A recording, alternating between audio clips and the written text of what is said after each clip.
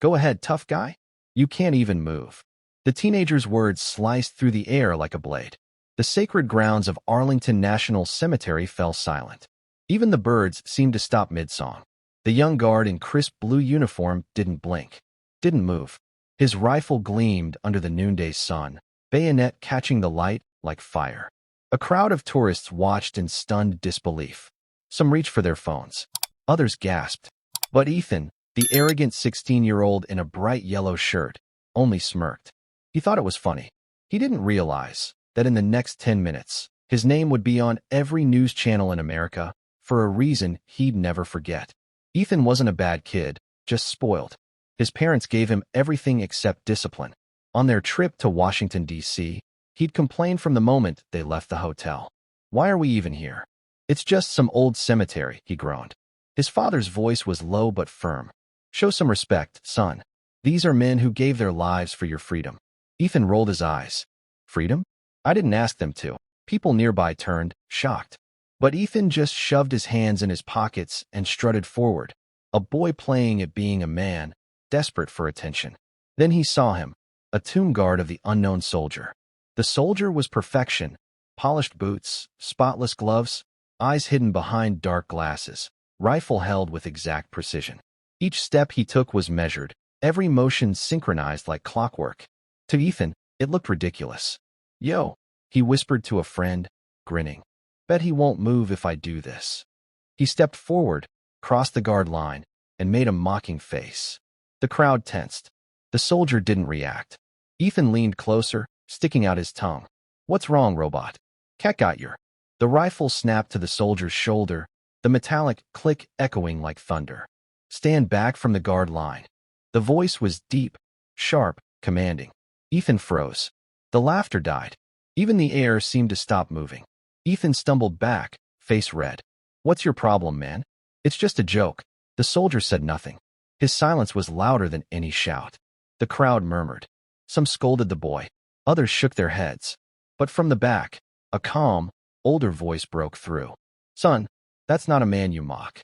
An elderly veteran stepped forward, leaning on a cane, metals glinting faintly on his blazer. His eyes were tired but sharp, carrying decades of stories they'd never tell. Ethan scoffed. "What? You're gonna lecture me too?"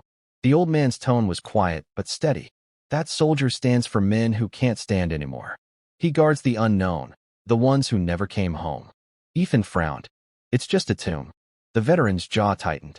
"My brother's name is unknown, but he's in there." The words hit like a punch. The crowd fell silent. Even Ethan's friends lowered their phones. "My brother was 19, the veteran continued softly. "He went to war before he learned how to drive. My mother never saw him again. That tomb is for him, and for every mother who's still waiting for a son who never came home." Ethan's voice broke. I didn't know." The veteran looked at him with a sad smile. "Most don't. That's why we come, to remember for those who forget." Ethan stared at the tomb guard, suddenly seeing what he had missed. The precision, the silence, the endless discipline. It wasn't robotic. It was respect. Each step wasn't just a routine, it was a promise. A promise that someone still cares. His throat tightened. "I'm sorry," he whispered. He stepped back across the line, dropped to his knees, and bowed his head. The guard didn't move. But something changed in the air, a quiet acceptance, a shared reverence. The veteran placed a hand on Ethan's shoulder. "Now you understand." That evening, someone uploaded the video. Ethan mocking the guard, the veteran's quiet confrontation, the boy's humbled apology. But the comments weren't mocking. They were moved. That old man just taught an entire generation what respect means. "I cried watching this. Thank you to everyone who serves." The boy made a mistake, but he owned it. That's courage too. Within days, the story was everywhere. News channels replayed it, calling it the moment America needed to see. A week later, Ethan returned, this time alone. No cameras, no laughter, just silence. He stood by the line, holding a single white rose. He placed it near the tomb, whispered something no one could hear, and walked away with tears in his eyes. For the first time, Ethan understood that freedom wasn't loud. It was silent, and silence was sacred. The next morning, a handwritten note appeared at the memorial. It read, "To the guard who never moved, you changed more than you know. Thank you for standing, so we could learn to kneel. Sometimes, it's not the heroes who speak that teach us the most.